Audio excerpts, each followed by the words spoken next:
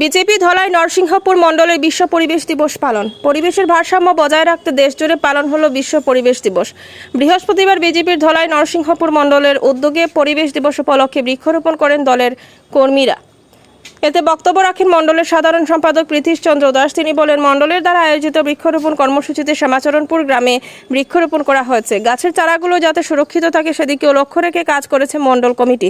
প্রধানমন্ত্রীর বিশেষ উদ্যোগ একটি গাছ মায়ের নামে লাগানোকে স্বাগত জানিয়ে প্রতিজন নাগরিকের কর্তব্য একটি করে গাছ রোপণ করা। তাই শুধু পরিবেশ দিবসে বৃক্ষরোপণ করলে হবে না, প্রতিদিন বৃক্ষরোপণ করতে হবে। তাছাড়া বক্তব্য রাখেন ধলাই নরসিংহপুর জেলা পরিষদ সদস্য পম্পীনাথ চৌধুরী, চান্নিঘাট জিপি প্রভারী প্রভাত বৈষ্ণব, অঞ্জন কুমার মালাকার সহ অন্যান্যরা।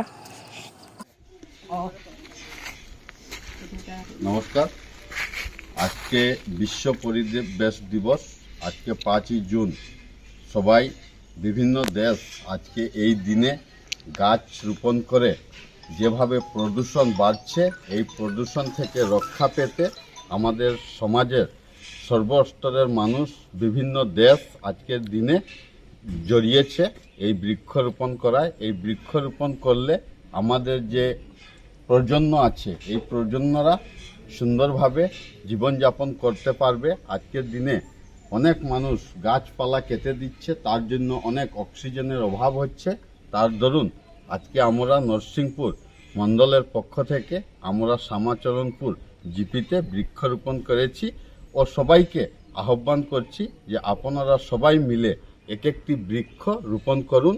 আমাদের ভারতের যশস্বী প্রধানমন্ত্রী বলেছেন যে মার নামে একটি গাছ লাগানোর জন্য, আর আপনারা সবাই মিলে এই গাছটি লাগান আর ওনাকে রক্ষণাবেক্ষণ করে রাখুন যাতে গাছটি সুন্দরভাবে চলতে পারে বা বেড়ে উঠতে পারে।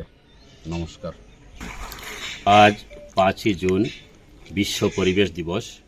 এই উপলক্ষে আমরা ভারতীয় জনতা পার্টির ধলাই নরসিংপুর মণ্ডল কমিটির ব্যবস্থাপনায় ধলাই নরসিংপুর মণ্ডলের অন্তর্গত শ্যামাচরণপুর জিপির শ্যামাচরণপুর গ্রামের পিডব্লিউডির যে রাস্তা আছে, সেই রাস্তার দুপাশে আমরা বৃক্ষরোপণ করেছি। আমরা জানি যে পরিবেশের ভারসাম্য যদি রক্ষা করতে হয় তাহলে প্রচুর পরিমাণে বৃক্ষরোপণের প্রয়োজন আছে।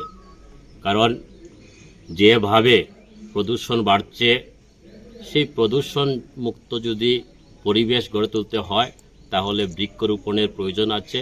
সঙ্গে সঙ্গে আবর্জনামুক্ত পরিবেশ, প্রদূষণমুক্ত পরিবেশ আমরা গড়ে তোলার প্রয়োজন। তাই সবাই মিলে এই বৃক্ষরোপণে অংশগ্রহণ করা প্রয়োজন। শুধু বৃক্ষরোপণ করলেই হবে না, একটা সন্তানকে যেভাবে আমরা লালন পালন করে বড় করি, সেইভাবে যেগুলো আমরা বৃক্ষ রোপণ করেছি সেই বৃক্ষগুলা প্রত্যেকেই সেগুলো যেভাবে বড় বেড়ে উঠে বড় হয় এবং সুন্দরভাবে ছায়া মায়া ফল ফুল দেয়, তার জন্য আমাদের রক্ষণাবেক্ষণ করার প্রয়োজন।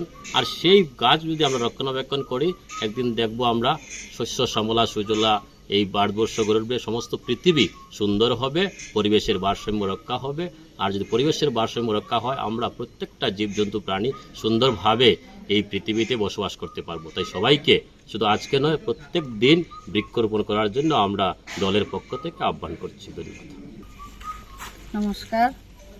আজকে আমরা ধলাই নরসিংপুর মণ্ডলের তরফে শ্যামাচরণপুর জিপিতে শ্যামাচরণপুর গ্রামে আমাদের যেটা বৃক্ষরোপণ প্রকল্প কাজটা বৃক্ষরোপণ করা হয়েছে, এই বৃক্ষরোপণ ব্যবস্থাপনা আমাদের মণ্ডলের সবাই এখানে উপস্থিত ছিল এবং সবাই আমরা গাছ লাগিয়েছি।